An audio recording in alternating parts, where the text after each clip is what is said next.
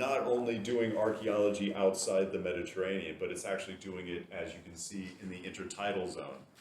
And specifically, Daniel's going to be talking about the methods and the issues he's encountering doing this work, but he's also going to focus somewhat on the ship construction of the vessels he's looking at, because the particular module we're doing right now is methods of ship construction within the themes class. So we did sewn and laced vessels. Now we're going to be doing vessels from Northern Europe. So what we're going to hear today is, well, this photo was taken just less than a week ago. So a lot of very recent work in the North Sea and the Wadden Sea.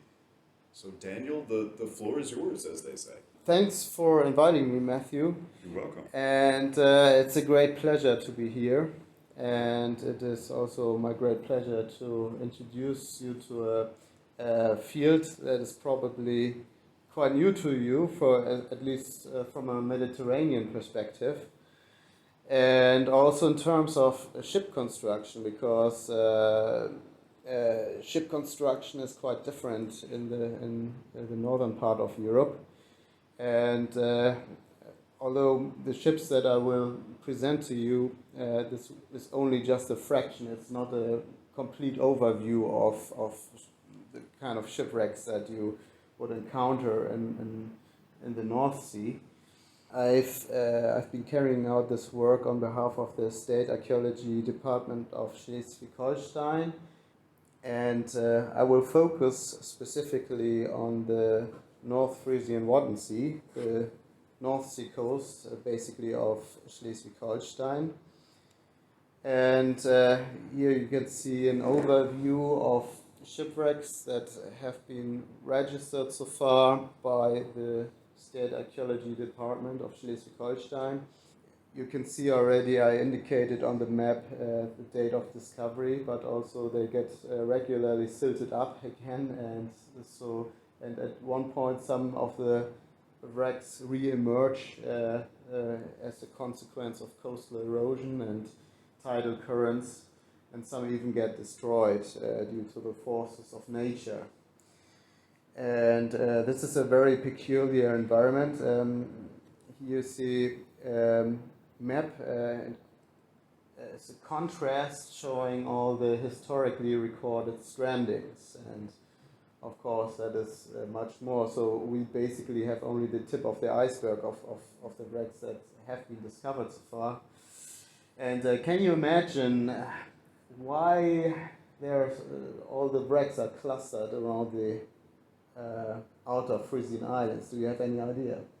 So the black spots are the recorded strandings of the sites? Yes, okay. Exactly. Okay. Yeah, and on the right side, that's a physical wreck remains that have been discovered.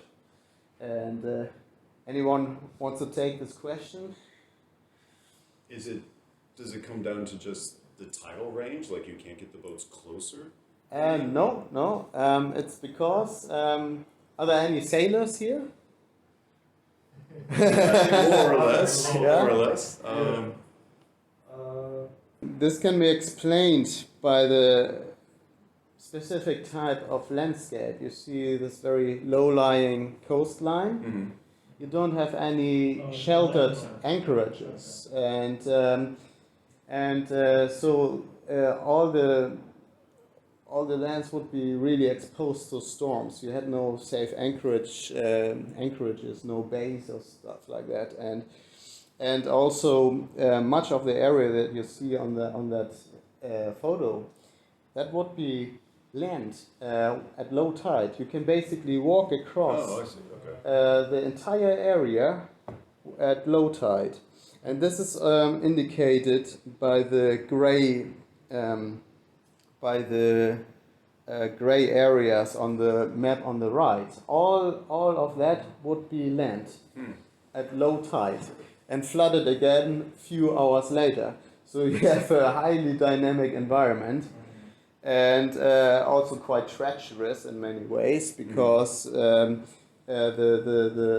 slope or the depth was very gradual, and the sand banks would be always changing their position. They would be always moving, and including the navigable channels. And especially in an age where you were depth sounding with basically manually depth sounding, and this must have presented a very great challenge. And but the greatest danger was, of course, to the lee shore, because in onshore winds, this was basically a trap when you could not effectively beat against the wind and you had no good anchoring ground.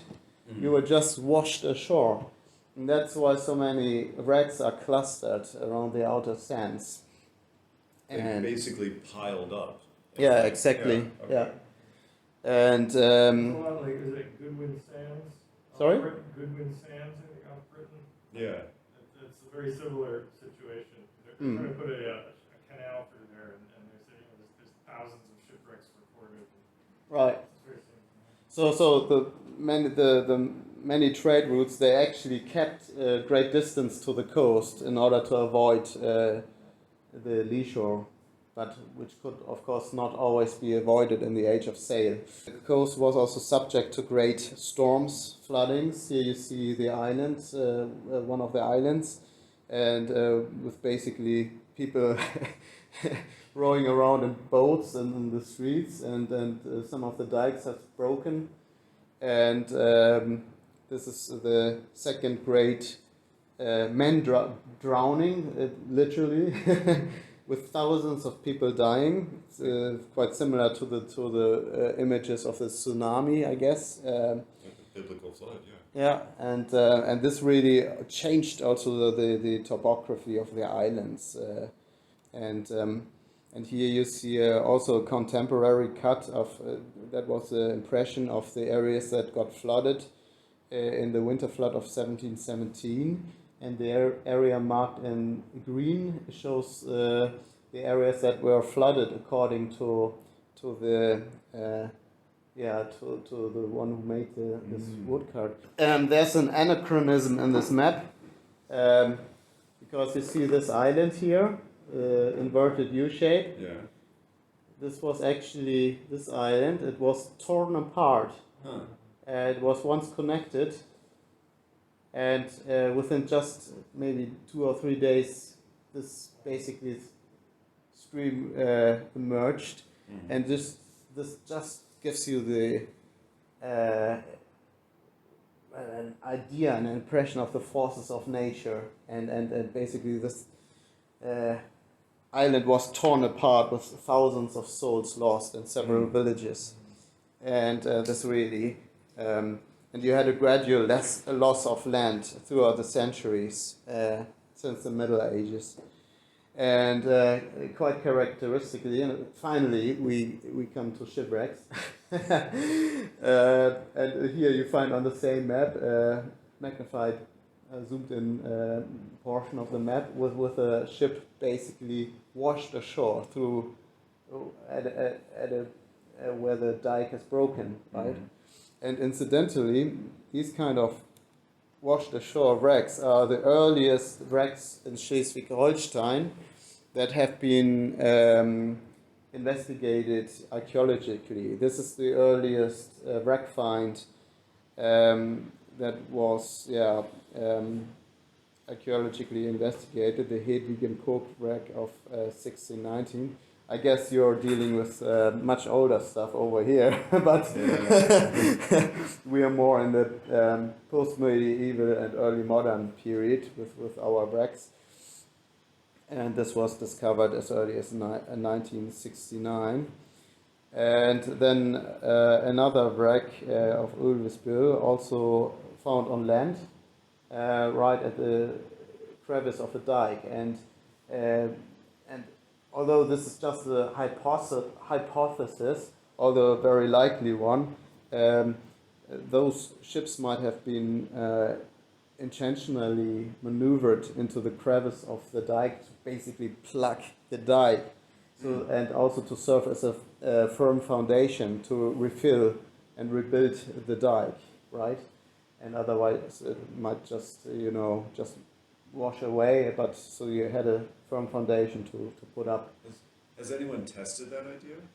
No, that would be quite interesting for experimental archaeology. Well, not even experimentally, just to do other excavations within the dike to see if you find other examples. But I think from They the use them for landfill in urban ports. Yeah, in New York. Yeah.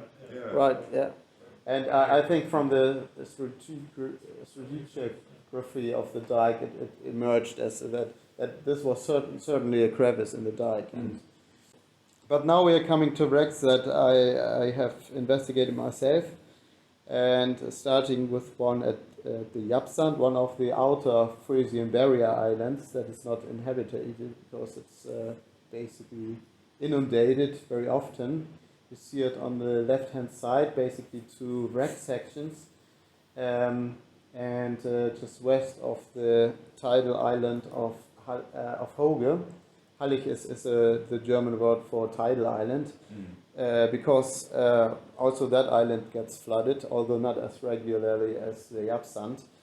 And the landscape around this island is also very interesting because you find settlement remains in the Wadden area because the coastline was always changing, and this is just the change of the coastline in the early modern period. But in medieval times, the Japsand on the left-hand side was actually formed part of the entire island, so it was initially much larger than it is now. And so you find settlement remains like masonry from wells right in the middle of the sea. It's really bizarre. And They're still in situ? yes, Really? yes. So it's in like you situ, find these wells out there. entire wells basically, and you can see them when you cross the tidal mudflats at low tide. Yeah. You can actually walk there to the Japsand at low tide, Yeah. but you have to be fast because that would be inundated a few hours later. And sometimes it looks like this when the entire island is flooded and only the dwelling mounds, the so-called warfts, are still popping out from the sea. And so you can really imagine the force of nature in the Wadden Sea area. And some of the dwelling mounds, they were lost in previous storms, right? So, and this probably a future storm will lead to a loss of life in the future, I would imagine. So it's actually quite dangerous to live there in the long term, and not in the short term, obviously. But getting back to the wrecks, basically we had to plan that very carefully because all the area which you can see here would be flooded again. Here's a tidal creek that we had to wade through, and basically we were walking on the seabed, as you can see by the rippled surface, and just in the background, in the mist, you can see the dwelling mound. I'm not sure if they are not recognized. You can see a dwelling mound here. Oh, I see it. Yeah. And that gives you an idea of the distance covered. And here's the first wreck fragment. It doesn't look very spectacular, to be honest. But of course, it's an information value that is interesting. And so basically, we had to adopt a strategy of very fast recording because we had only a time window of about 2 hours or even less. So we were taking many photos just to create a structure for motion model, and this is the author view of that model, and some manual recording, as you can see here, because some details could not be reconstructed from the photos. And here you can see me doing some recording, and here we had already we have taken already the samples, as you can see from the cross section. And question to the audience: is there anything particular that you can spot here in the construction of the vessel? Come on, Rosella. Clinker and Me? looks like it's both clinker and Yeah. carvel. Yes. Yeah.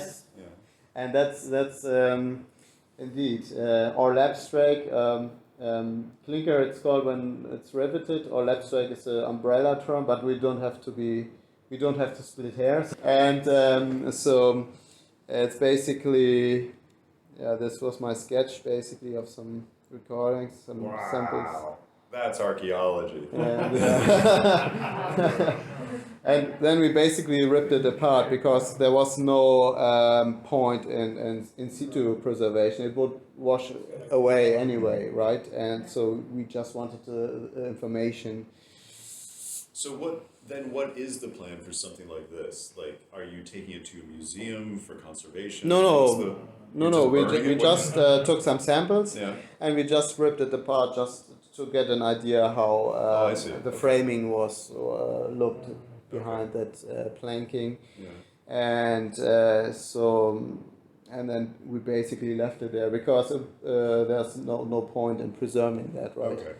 It would not be very interesting for museum visitors to see that. It's just the information for us archaeologists that is So would you have an idea of the date of that? the date. Yeah. Yeah, Or I'm you coming. have it, I'm coming to that. Yeah. Don't worry, it will be very, very detailed. And so basically, but before discussing the date, just the first fragment was discovered in February, and just a couple of months later, they reported to us a second fragment, and it had the same features. And this time it was located on the Japsand itself, as you can see here. It even needed to be excavated, so it was not in the tidal mudflats, but up on the sand basically, and with the same features. And it was very good that they reported it to us, and that actually people just walk around in this area, just hiking. Without them, we would have never known that there was a wreck. So it's very important that there's a general awareness in the population that they know to whom they have to report such things, right? So one has to do also some public relations work as an archaeologist. I had the model of that, and lo and behold, it fitted together perfectly, like puzzle pieces, right? And although both wreck fragments were found at a distance of about 500 meters, it just fitted perfectly together. And also lined up the carvel bit and the lapstrake bit, and so there can really be no doubt about it that this belong together. And there could be some observations like the type of scars which are different for the carvel planking and the lapstrake planking. Here you have a vertical scar for the planking, and which is what you would expect in the lapstrake construction. But you can really see two different technologies in one vessel, right? And then graving pieces on the left. It's basically where you had a fault in the structure of the wood, or even where you had to patch it. And details like that could be inferred. And then the great thing about modeling that is when you have that as a digital data set, you can also easily make cross sections, and they are really accurate. I mean, I cut that model digitally, basically sketched in the rest that was not accessible, and so you can make assertions where that would have been situated in the hull. And I would say this is just schematic. I don't want to pretend this is a very good reconstruction, but just to give you a general idea, that would have been situated at the turn of the bilge due to that curvature, right? And you can see the floor timber and first fathock, and from that we can make several inferences, and which are hypothetical but still very likely, based on that where the turn of the bilge would have been. You can say that if you would have seen that afloat, you would think this is a carvel vessel because only the carvel planking would have been above the waterline, and the lapstrake planking just would have been below the waterline. And you can infer just very general dimensions. It's just a guess, basically. And so I would say a small to mid-sized vessel engaged in the coastal trade. And then we come to the dendrochronological analysis, and we have a terminus past of 1609 with basically sapwood or wane, even better. And the second fragment stated similarly. And we had also a sample without wane, so the date of 1617 already includes the margin of 20 years, which you would add when you don't have any sapwood. So the decisive date really is the one where you had the wane inclusion. You know what wane is, or okay, or Is it oak? Hmm? Is it oak? Yes. Hmm? If there are any questions, just let me know. Right? It's Wait, oak? I thought wane was like the waney face of the wood immediately under the bark. No, that's Yes, a yes. species, though. Right. Sapwood is like 25 rings usually. Yeah. And wane is basically the last The last ring. ring, basically. Okay. And so it's of course you have to add some years for for the cutting and the process of trading that timber or transporting it, and maybe even storing it for a certain time, and so sometime after 1609. Do you know how long they were seasoning oak in Northern Europe? I have no clear idea about that. That's, Peter Cunningham with the guinea cover material, he thought they were cutting it and seasoning it a maximum of a year. right, yeah. Actually, it's fairly green when they're using it. Yeah. Which is kind of I've heard similar things, yeah. And so and the provenance is the T value was not very especially high, but quite solid, and so either it's southern Scandinavia, Öland, Sweden, or northern Germany. And so to place it on a map, this is the find location, and these are the provenances. We have no clear provenance. It's not unambiguous, and for the second fragment also in this about the same region. So generally one could say maybe southern Scandinavia, northern Germany. And interestingly, all parts of the hull came from one region. Often you have like planks from different region than framing, but here it's just from one forest basically. So that already indicates the rural character of the vessel, as you would imagine also, because you would also associate the lapstrake construction with a rural type of vessel at that time period, where carvel was already the standard in many, especially in urban shipbuilding, right? And if we compare that to other so-called half carvels, they are called half carvels in Sweden, which is a problematic term because it's more of a lapstrake construction, only in analogy a carvel, but it's nevertheless called half carvel, at least in Sweden. And here you have some other half carvel finds in Sweden, mostly in the north, in the Bottnian Sea area, very in the vicinity of Stockholm, and the oldest actually in Sundsvall in 1577 in the Bottnian Sea, but many other half carvels much later than that, and so we are one of the earliest so-called half carvels, and even one very early in the Netherlands, and this is quite interesting too, because this is also a very recent discovery, and the half carvel phenomenon has been often linked to Sweden specifically, but now the data kind of changes, and especially the half carvel was especially associated with the Roslagen skutans in Sweden, linked by a historical source basically. And but then we have also evidence from the western Swedish coast, from Kongsviken, built as late as 1938, not that long ago.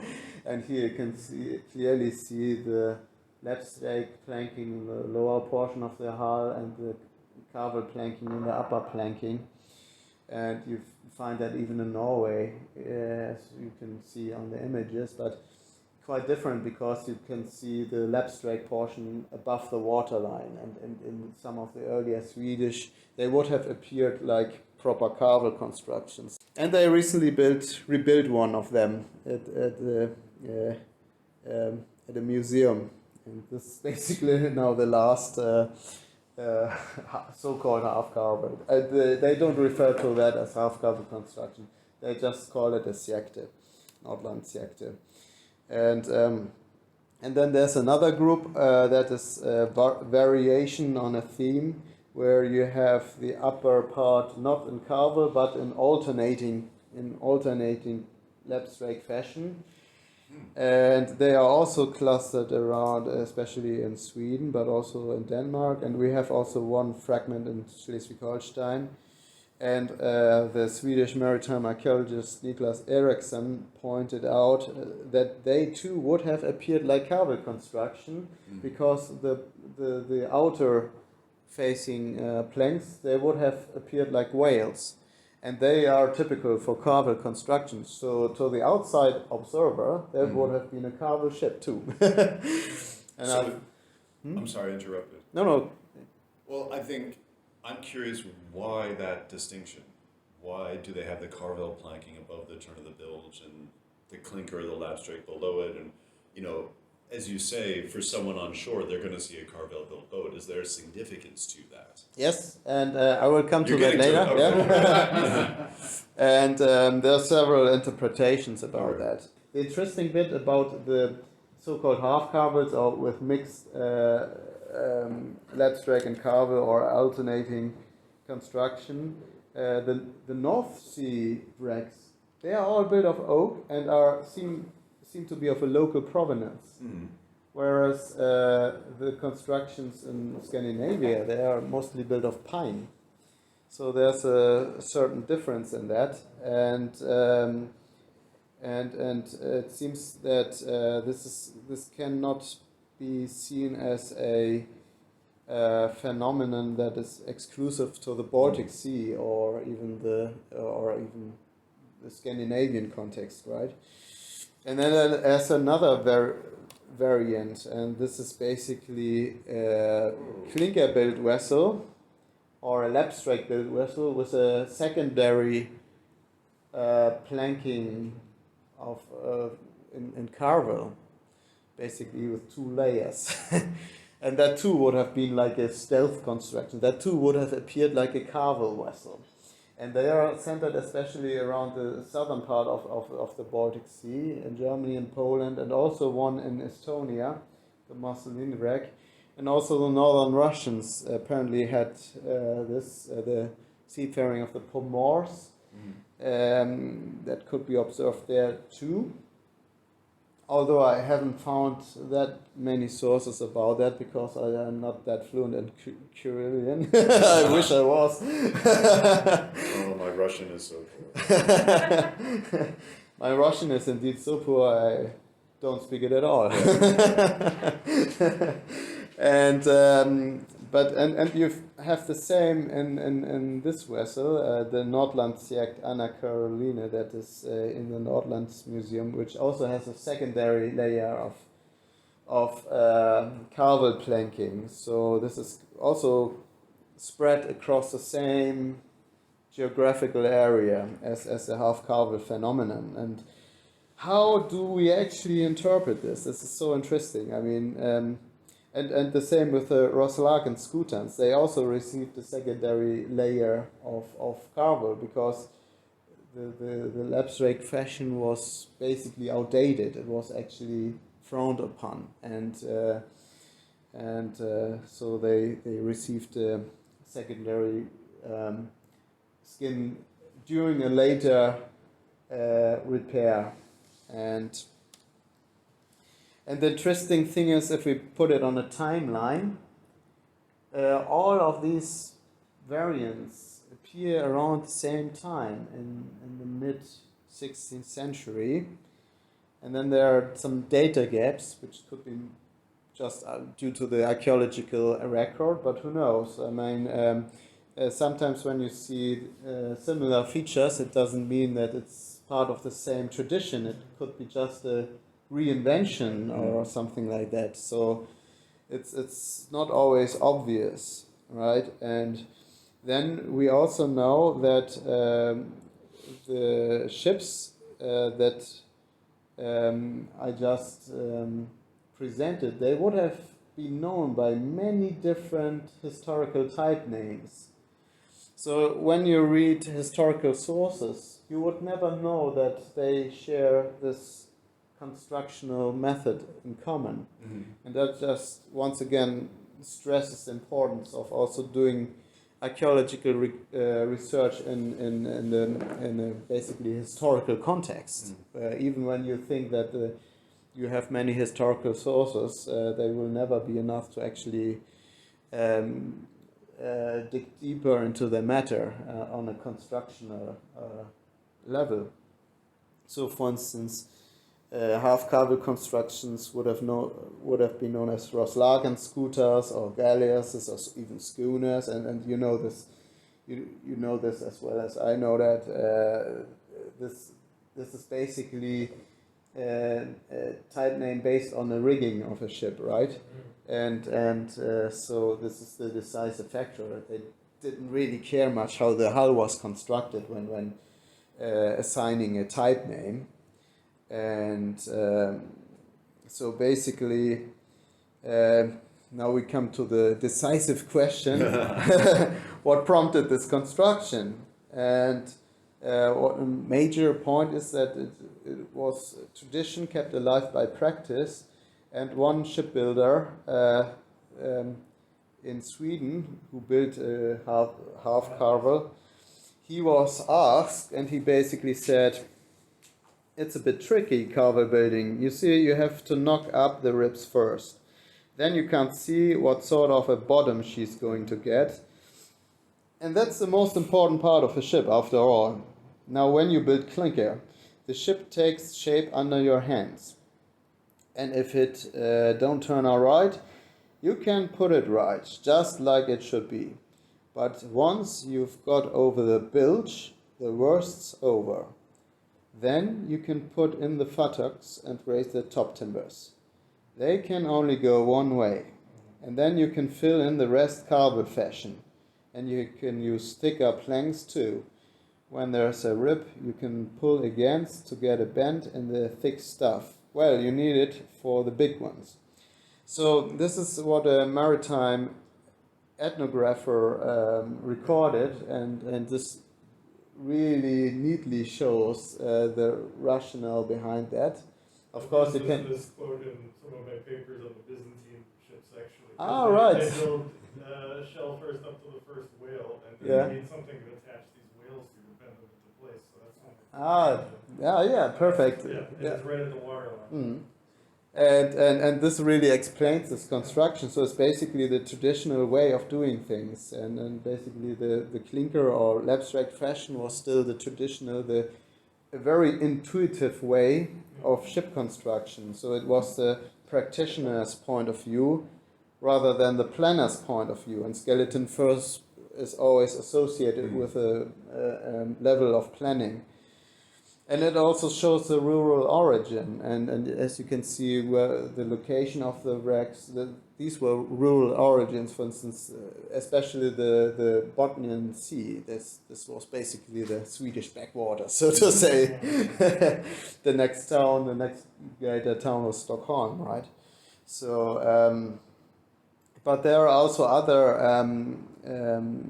ideas that explain that, and there's also a socio-economic factor, because these early half carvels where you can see only the carvel portion above the waterline, they would have appeared to outside of observers as proper carvel construction. They had a higher prestige, and this is something also that the Swedish maritime archaeologist Niklas Eriksson suggested. And in Sweden, carvels appeared around in the 16th century, around the same time, and they were like the ships of the king. And he had his ships of war built as carvel constructions because they were more suited to carry armament. And so the clinker vessels or the lapstrake vessels, they were not really suited to carry armament because you could not really cut gun holes into a clinker built hull because that would weaken the structure. And so it would become top heavy if we have armament that would project over the gunwale basically. And that's why it's called gunwale or gunwale, I guess. And then you have also an environmental response because with regard to the secondary layer, the secondary carvel layer, with regard to the sand scooter, for instance, you were beaching on sandy shores and then the hull would become leaky at one point. Or also possibly increased ice flows as a consequence of the Little Ice Age, and meteorological changes were noted in that time, probably because of the changes. People thought, oh, something is changing here, and so the first meteorological recording started in Stockholm and Riga to just observe the ice flows and when the ice would form. And so a secondary layer could have been also meant as like a bumper against the ice. But I don't know, this is just a hypothesis. And so this is a possible interpretation, right? And so conclusions, half-carvel phenomenon, type or tradition, and I would say neither, because it's not a type because there are different type names associated to that. Roslagen scooters, galleys, schooners, so it's not a type. And although it is broadly based in the shell-first clinker or lapstrake building tradition with regard to the lower portion of the hull, basically the essential part, half-carvel constructions are not necessarily an expression of just one homogeneous tradition. It's really difficult to trace, right? So rather, it's more a technical solution in response to outer influences for a variety of reasons. Both are environmental and socio-economic. Thus, I would address it more as an analogous feature. But of course, this is just open to debate, right? There's no clear interpretation. There's only avenues of interpretation. So it remains an interesting subject. But let's go to another wreck that I also investigated. This was discovered at the southern spit of the island of Sylt. And here you can see already on the photo, it was discovered as a result of coastal erosion. And here you can see the location of that. And can you imagine why it was discovered in the middle of a dune, essentially? Here you have the map of the Prussian land register of 1877, projected on a digital elevation model. I think the digital elevation model is from 2014, I think 2 years before the wreck was discovered. What would you make out of that? Measuring error, or what would you say?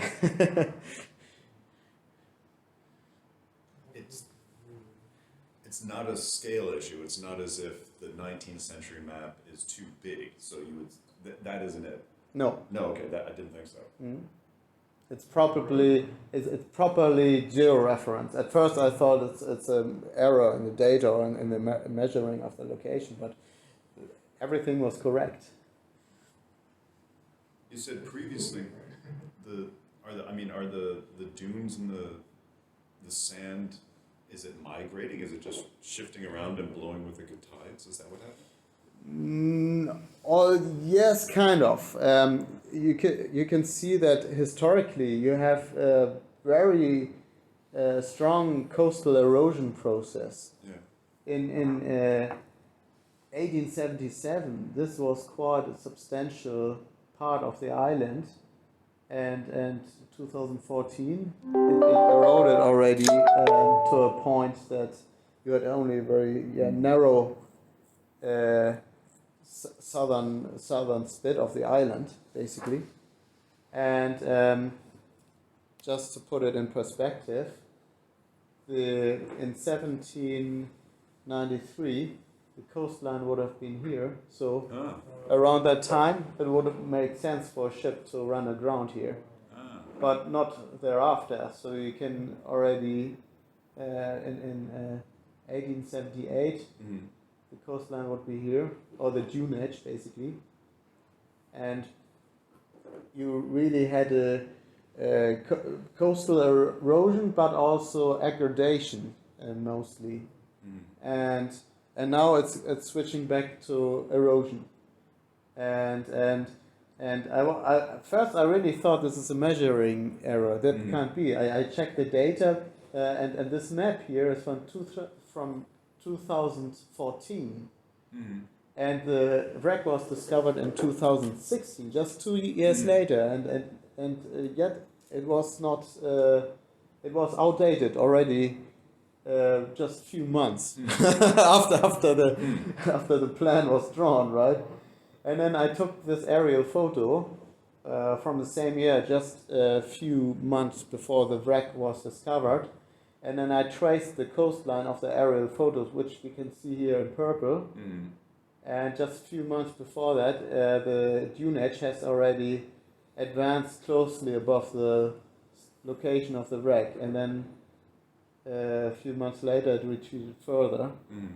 So that really shows you the force of nature, right? A very strong coastal erosion process. So the wreck was beneath the dune for 300 years. And and this side too was the tidal side, because you could not really access it.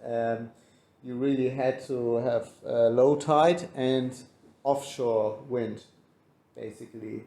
And then so we also had to adapt the methodology, and we were really lucky to be in a position to take many photos, because on the photos you can draw a plan, you can trace a plan. You could not draw a plan within just 1 hour. That's what. Yeah. And so we had to rely on that. And so basically, here you see the wreck and the dune edge that has already moved about 50 meters further inland. And this was the view in October 2016. And then we were looking for another date to continue with the recording, but either the tide was at a bad time of the day, or low tide at a better time of the day, or we had onshore winds, or the general situation was just bad. So we didn't find a good day, but we received reports about the continued destruction of the wreck due to the tidal currents. So we thought we cannot wait any longer. We have to go there now and to try to record what we can see. And as you can see, it was still covered at low tide because of onshore winds. So we could not even take photos. At least you wouldn't see any, not much there, just a shadow basically. So I basically had to do manual recording, and here you have a colleague of mine. It's basically a very good GPS system. But still better. It's called SAPOS. It's a special satellite. It's a special system of the German Land Survey. So you can do real-time surveying with a measuring error maybe up to maybe maximum 10 centimeters. Mm-hmm. So it's very, very precise real-time surveying. And so basically this was the section in October. Yeah. Basically walked around the wreck and took the points. And this was what he measured in December. And then I had this soaked hand-drawn sketch. You can see the soap marks, and then we've got many of those too. And then it was just projected into that, and so you end up with this plan, and you can really see how the sea worked itself about 10 meters into the wreck side, but it lines up perfectly. It's no doubt it's part of one wreck. Here you have the midship section, here you have probably the stern section. Here we took several samples and have a terminus pasquam of 1690, and also two distinctive provenances for the planks. From the planks, basically, the timber of the planks originated in what is now Poland, the Vistula region, and this was a very typical place for getting timber or wood that was suited for making planks. And the framing came from the Havel River Valley, or Brandenburg, which was floated down the Elbe River and was traded via Hamburg. And thus it was known as Hamburg timber, although it didn't came from Hamburg originally. But Hamburg timber was very well known for its sturdiness, and that this was often used for framing. So it totally makes sense. The interesting bit about this wreck is you have a very slender frame system, no build frames. The floor timbers and futtocks were not really built as one unit, but they were not interconnected, but only connected to joined to the outer planking, the shell, and at the same time you had very massive planks, and this is quite characteristic for Dutch style construction, and there are so many factors that just point into that direction. Another aspect that seems noteworthy is that the framing of the stern section is of oak, and the frames in the midship section is of pine. Now I preempt on the interpretation of the Dutch shipwreck. There are very nice historical sources, Dutch historical sources from that period. And just this phenomenon was described in a contemporary source by Niklas Witzen. Basically, he described the use of pine in merchant ships. He basically said, ships are also built of pine wood, but it is light and not as strong as oak, for which reason it is seldom used for ships of war or ships exposed to much violence. Yet for the upper and inner works, where not much force is exerted, it is very apt as for ships destined for loads, because pine wood is light, and ships made of pine wood float high on the water, and therefore can take more cargo. So we have already an indication that this is a merchant vessel. And then we took a very great sample, which was not only great for the dendrochronology, but you can basically read in the sample like in a book, because there are so many details in it. And this was really a fortunate coincidence, because we didn't have the equipment really to make a great recovery of timber remains. This was far away from any road network. It was just in basically no man's land. And so, for instance, here you have the presence of spiker panel. It's also a typical Dutch feature described in Niklas Witzen's book on shipbuilding. and it's basically related to Dutch shell-first cable construction. And a question to the audience: can you spot the decisive difference between cable construction carried on in a shell-first manner as opposed to skeleton-first construction? What do you mean the I'm not sure I understand decisive? the question. Yeah. The decisive difference in terms of building sequence. On the left, you have the shell first cable, and on the right, skeleton first. Build up to the turn of the bilge on the left. Hmm? They build up to the turn of the bilge on the left with the cleats. Yeah, I would say Yeah. the decisive differences. It's probably too obvious. That's why you didn't didn't The one on spot the it. left is a dinosaur. Right. I'm sure you're well aware of that. The question was just too simple. Skeleton first cable, you just erect the. You basically have the floor timbers and buttocks as one unit, erecting main frames, and later add the planks. And in the Dutch style shell first cable construction, you first add the planks, which is kind of difficult because, I mean, it's possible in clinker or abstract construction where they're overlapping, so you have a surface to add them to.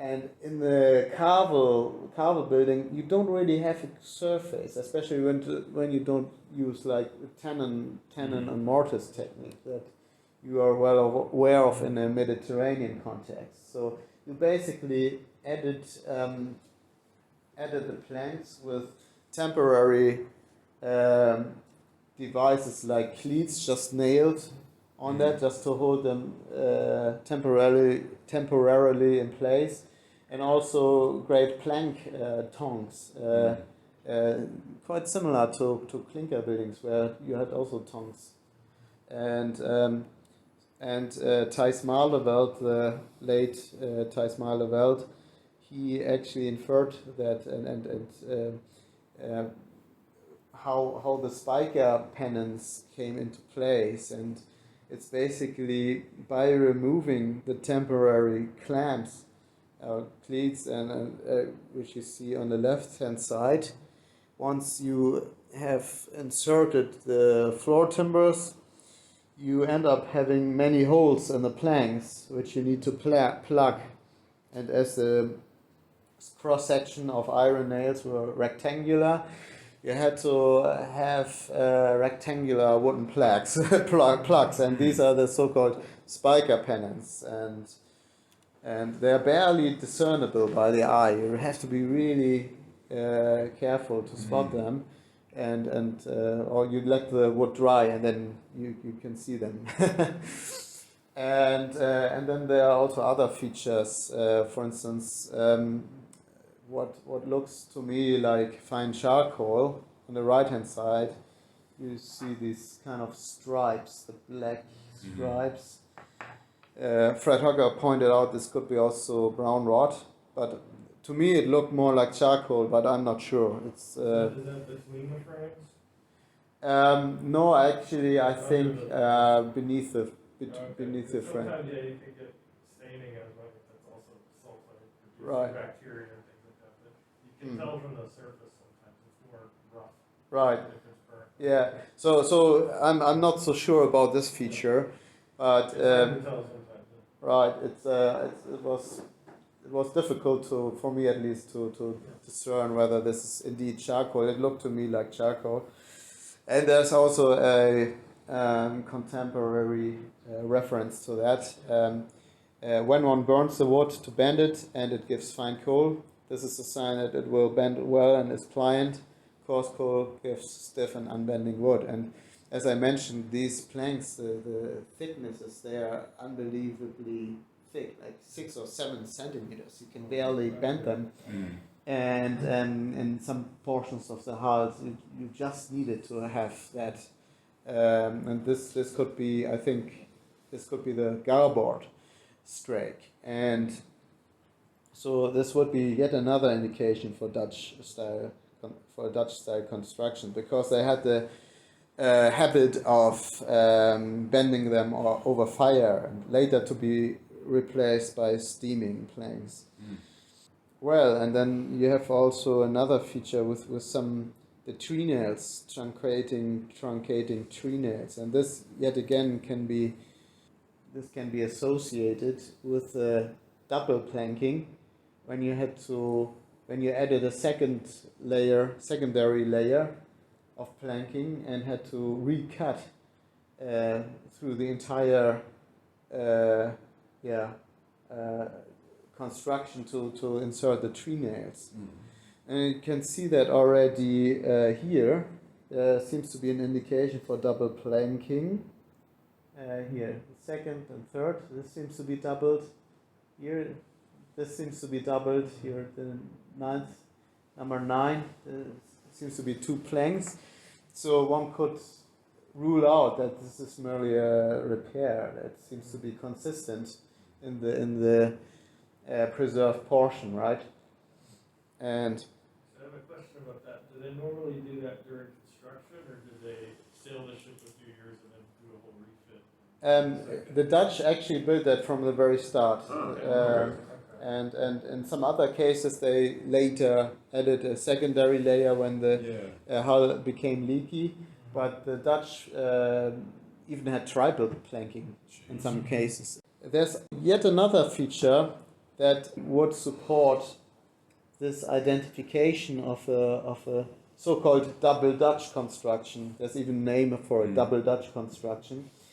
You see that there is a patch inserted here, and on the other side of the plank there's a knot. So they basically patched the knot over so that to make it watertight, right? Wow. In the iron concretion, you had also some fibers of animal hair, which would not have been preserved if not for the iron concretion. And normally you find caulking material between the planks, but here it was on the outer side. Was the hair kind of wrapped around the nail shaft? Not really. It was just baked in. It was baked in, and so basically, it's you can see that caulking material or some was applied to the outer surface, which is not a typical thing to do, right? Normally you just put it in between the planks. And there's also another reference to that, basically also a contemporary, Cornelis van Eyck, who said, resinous matter and animal hair applied to the outer surface of the inner planking before the second planking is added. So it's basically like a sandwich, right? And so they were really concerned about making their vessels watertight. Incredibly so. I mean, they, as you say, they put that wooden patch over the exterior face of the knot. Right. But yet they're still going to put another whole layer of planking on top of it. Indeed, as well. yes. And there's a good reason why they did that, because one reason might be that the carvel building method was still quite new in Northern Europe, and people might not have known how to properly caulk vessels. And another reason might have been that these ships were supposed to operate in waters that were quite far from home. And but I will come that in a minute. And here you see even some scrapping marks, and basically here you have the mast stab, and someone must have applied an axe to get some of the wood. And there's even there was even a law that shipwreck crews had only 3 high tides to make their vessels afloat again and to secure their belongings before the ship or wreck is cleared for scrapping. So you can imagine the panic in the eyes of the crew when the locals already appeared with their axes and were just waiting. Maybe That's a good point. That's good. No pressure. No pressure at all. Yeah, And, don't mind us. We're fine. and curiously, often none of the crews actually survived. Curiously. What about Yeah, it's. I mean, the local population had a natural interest that there were actually no survivors, because if there were survivors, they could inform the owner of the vessel, and the owner could still claim a third of the retrieved cargo, right? So very often there were no survivors at all, and there are some historical records that actually speak of piracy, and this is something that I hope to explore further. I'm working together with historians, and we are in the process of applying for a research project, and so we want to link the historical documentation to the wreck finds, and this will reveal quite a lot, I think, and will also help us to identify some of the wrecks, I hope. Was I just had a question actually for this X. That means that they're going to salvage that? It's marked for salvage? You mean the X? No, I think this was in there from the start, basically as a drain, so that the water that collects in the mast step that could be could be drained. And another question: did they do any deliberate wrecking on this coastline with fake beacon fires? Oh, that's a good idea. Well, they did. I suppose so. I think there's evidence for that. I haven't delved so much into this issue because that's something for the historians to find out. But I read several chronicles, and there was certainly an episode in history where there was a lot of crime going on, and I wouldn't be astonished at all if they extinguished some some fires and just to lure some ships on. So I wouldn't be astonished at all. The funny thing about that is that the island of Sylt is now considered a very rich island with very well-to-do people who live there. Back in the day, it was there were a lot of criminals, and now probably also a lot of criminals, but just like tax avoidance schemes and stuff like that. But just other types of criminals, right? But when they're, I'm joking. I mean, I'm curious about the salvage too. Like when they were salvaging this stuff,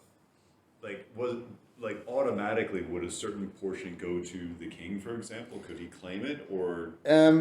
Yes, 1/3 would go to those who are doing the salvage. Okay. Another third would go to the Duke of Schleswig. Okay. And the third would go to the owner, if an owner could still be found. And often the one in charge, there was a aristocrat in charge whom we call Deichgraf, and he often was a criminal himself. So he was, So the official was a criminal himself. So often the Duke would also not get his fair share. It would just be the islanders would. And so I would imagine that many of those scrapping and salvage operations would not even find their way in the official documentation, right? And and so this is quite interesting. And if we put it in a global context, these are the wrecks that feature this kind of double Dutch construction, and you can see it's all scattered across the entire globe. And most of the wrecks with this construction, they were ships of the Dutch East India Company. And And actually, ships of the Dutch East India Company, for most of the time, they took a detour around Scotland because there were too many privateers in the English Channel. So they sailed around Scotland. So they actually crossed the North Sea. So it's not out of the way to actually have stranded on a German beach, basically. Mm-hmm. And we know of another Dutch East Indiaman, the Amsterdam, that has stranded off the island of Sylt, but it doesn't match with the date. This can't be the Amsterdam, and so. There's that report from the Frisian in Copenhagen, where they have all their Dutch ships. They're Danish East Indiamen. They're built by Dutch. Right. Yeah. The BW2, which is marked in orange here. Yeah. That is a Dutch-built vessel, but built for the Danish East India Company. So that's why I marked it in yellow. It's a case in between, basically, but also built by the Dutch, right? The builders are moving around.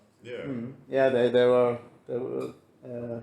they were quite active, and the most renowned example, of course, is the Batavia. Now. Where you have a fragment of it exhibited in the Western Australian Museum.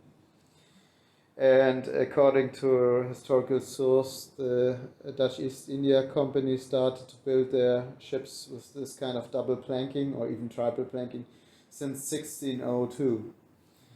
And but there are also other interpretations for double planking, because from a written reference, we know that around 1660, the Dutch reinforced their whalers also with a second layer of oak planking, which would have also made sense in the Arctic Sea with all the ice flows, so you have a reinforcement of the hull.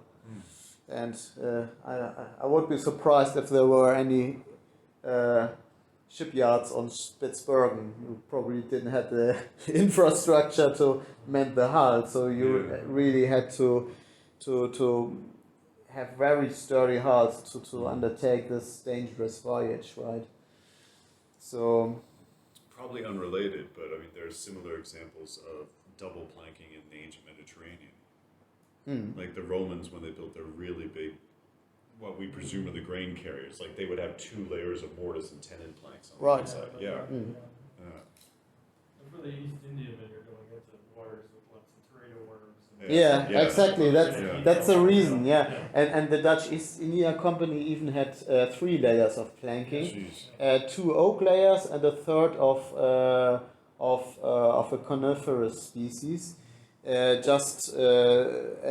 it was expected that the Teredo navalis or other shipworms will just eat away at the third layer anyway, and so this was like a buffer, and it needed to be replaced before undertaking a voyage each and every time, right? They had a mixture of like hair and powdered glass and pitch or something. Whoa. Right. Yeah, it was really nasty.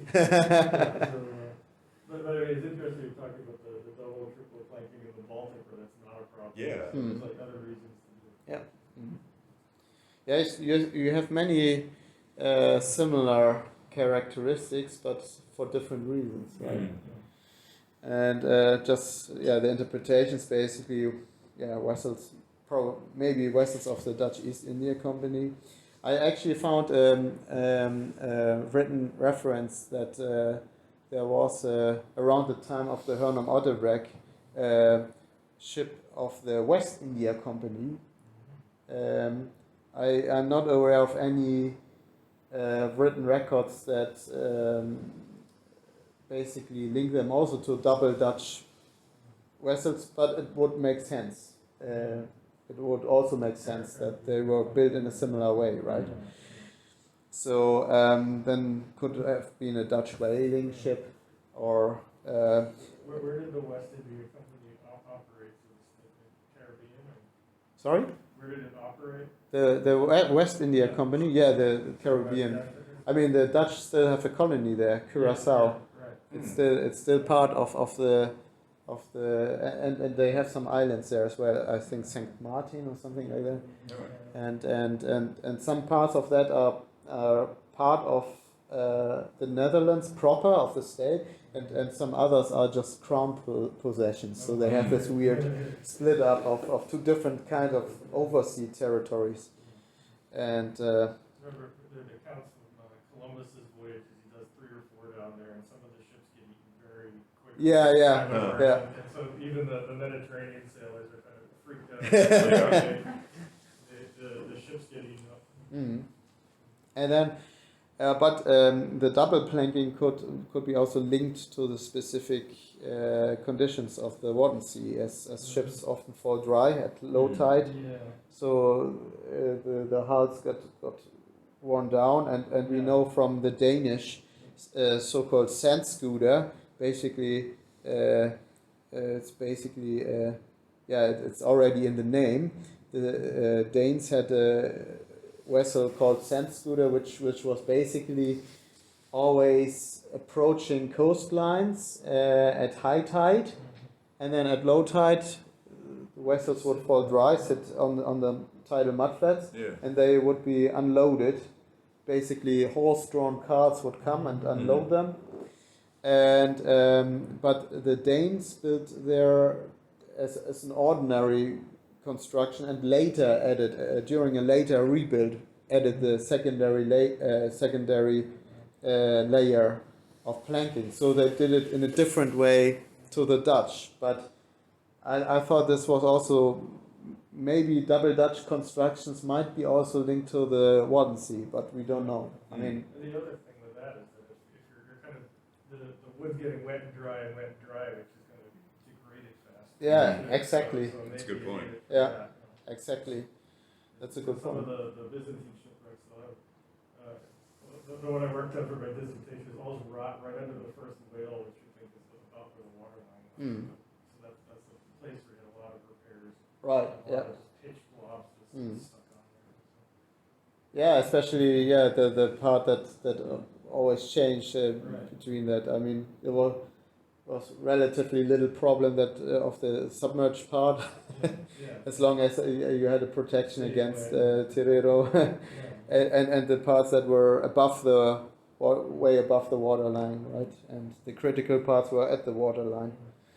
And so these are the interpretations, and now we come to a reasonably new wreck, and this was also discovered at the outer barrier islands.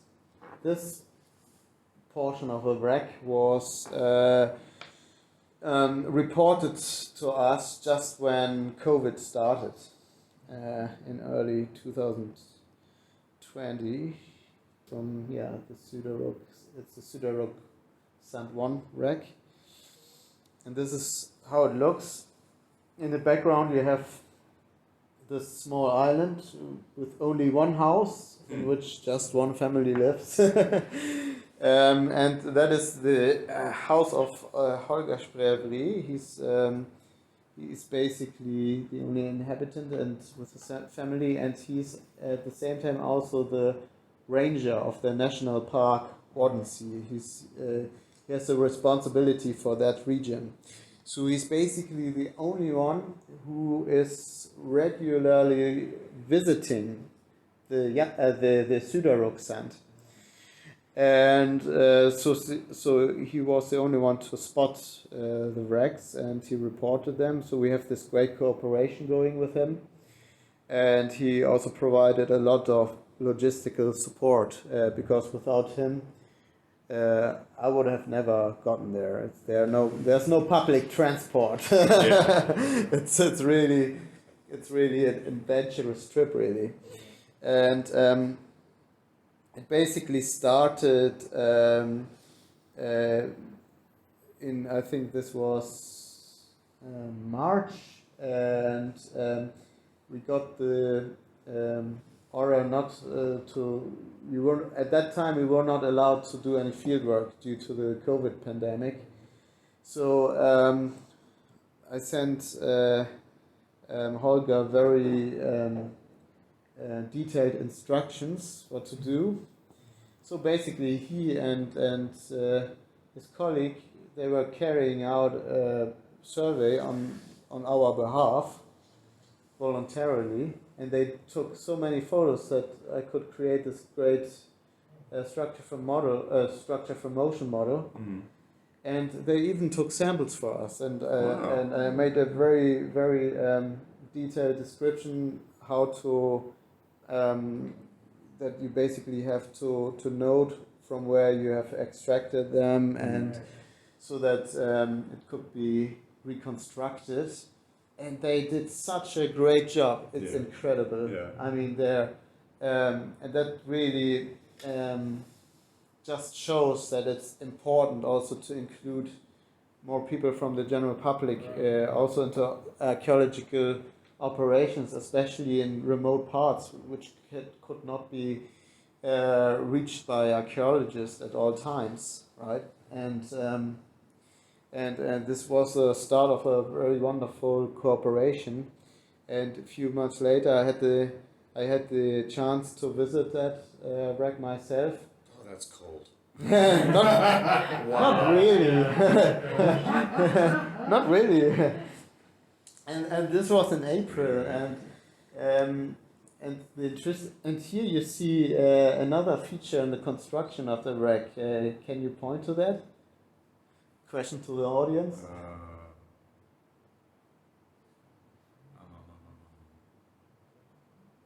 You can see here the ceiling planks, the framing, and you can see the outer planking. Is there anything peculiar about the outer planking?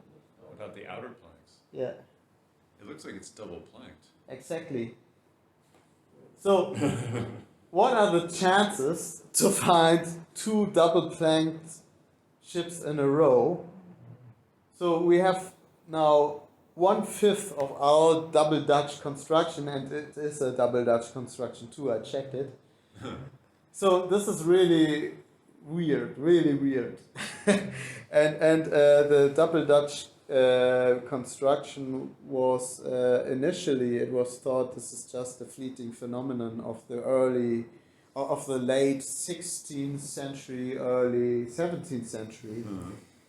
But now we have wrecks and this dates into the around 1733, and both the Hörnum Odde wreck and this wreck, they are the latest examples of this building tradition. And this is really interesting because it opens a new research question. And we are working together with our Dutch colleagues, with Maritime Manders, who's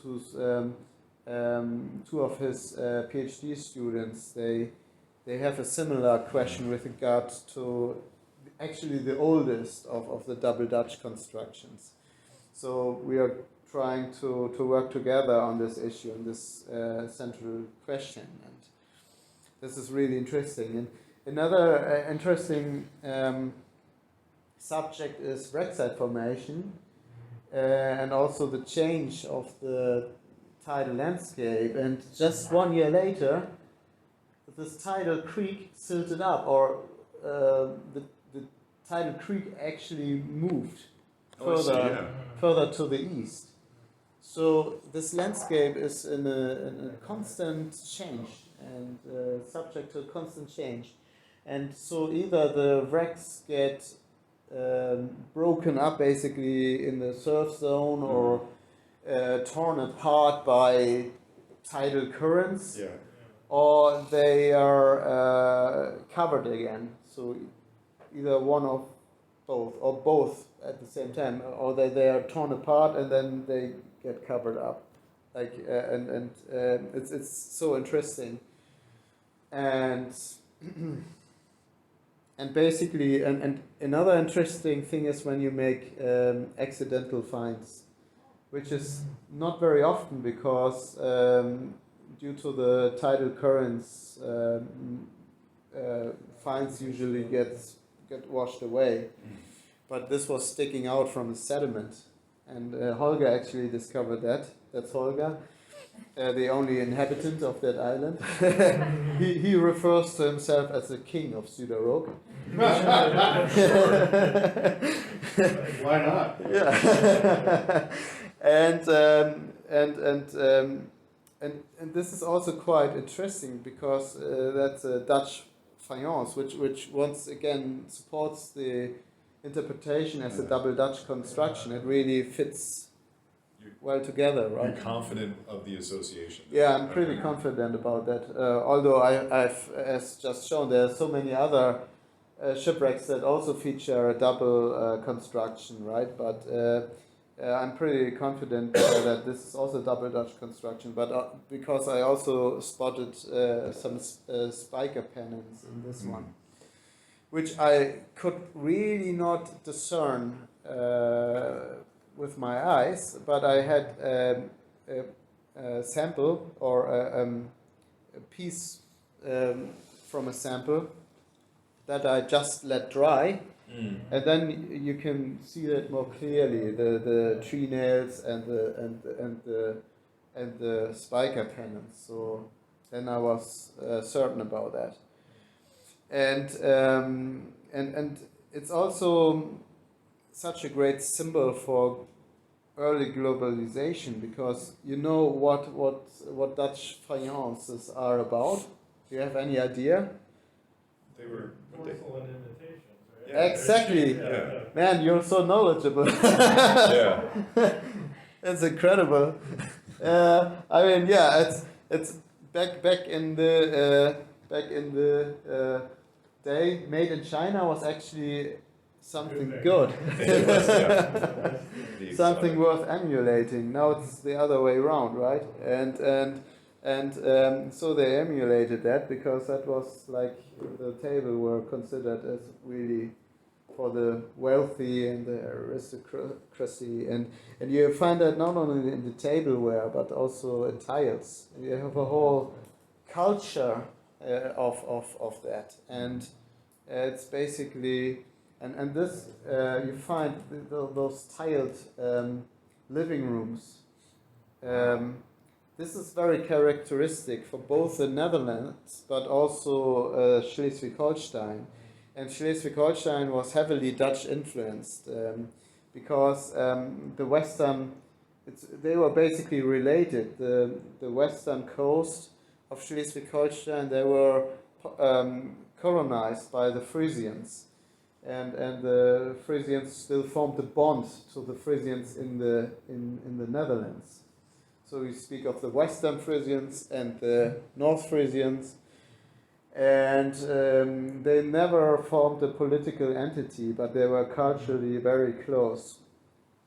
And you can also see that in the hiring practice, because many mariners were hired from the Frisian Islands by the Dutch, and the Dutch refer to the Frisian Islands as the Little East, I think.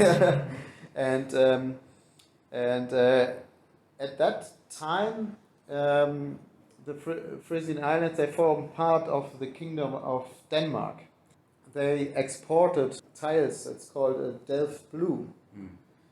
And they really exported Delft Blue on a grand scale to not only the islands but also the coastal cities. And it not only had a decorative character, but also you can see the biographies of those who lived there, the seafaring population. You really have a maritime culture there, but also ship biographies, and on the top right corner you have two ships that were commanded by a captain from Hoge, from the island of Hoge, called Tade Hans Bandix, and one of the ships he lost off the coast of Sweden, but he was entrusted with another command, so it was apparently not his fault that he lost the ship, and he was on the trading route of trading timber from what is now Finland, Frederikshavn, which is now called Hamina in Finland, across the Baltic Sea to Amsterdam. And so you have this Hoge, captain in the service of a Dutch shipping company.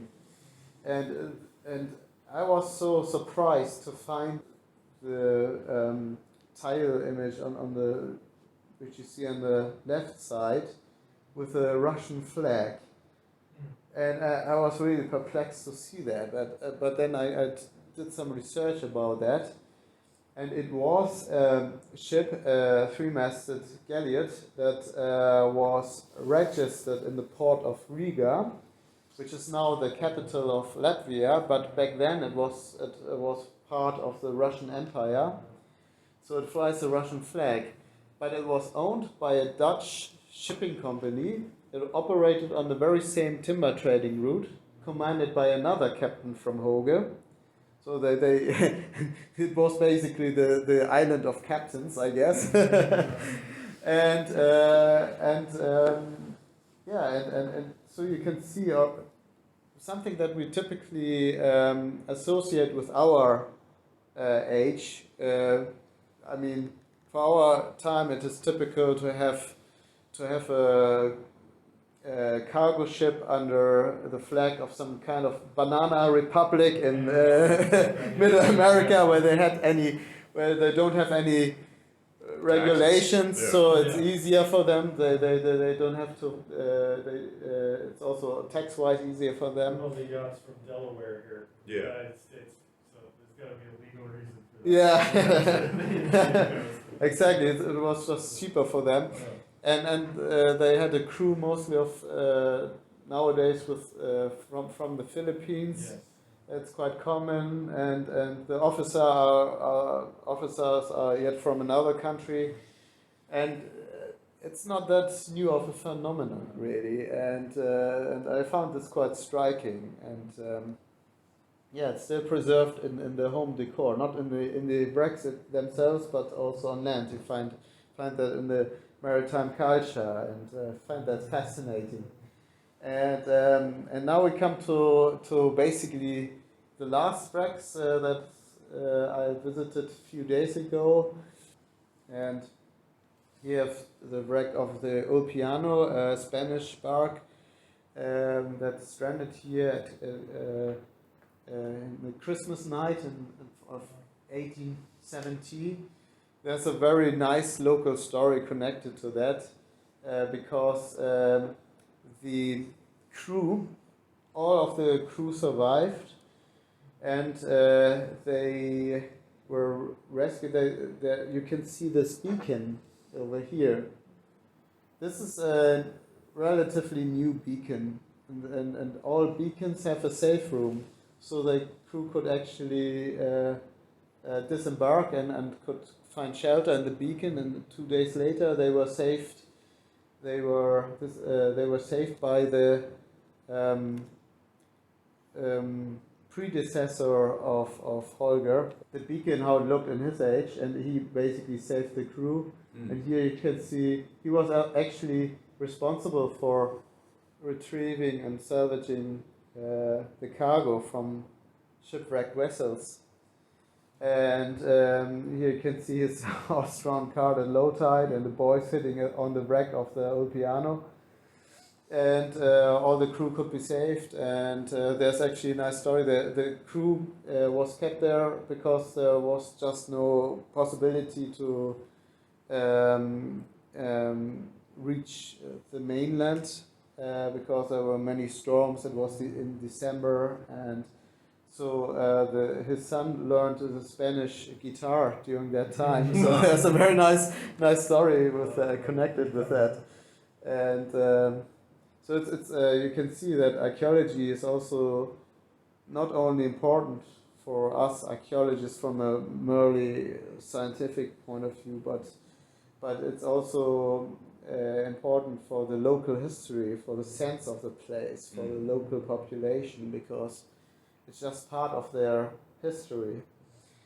And here you can see a new wreck that was just basically Ulpiano in the background, and here a new wreck that was just unearthed as a consequence of a great storm The tips, previously only the tips of the frames could be seen the years before, but really some 1,000 cubic meters of sand must have washed away as a consequence of the storm. It's just incredible.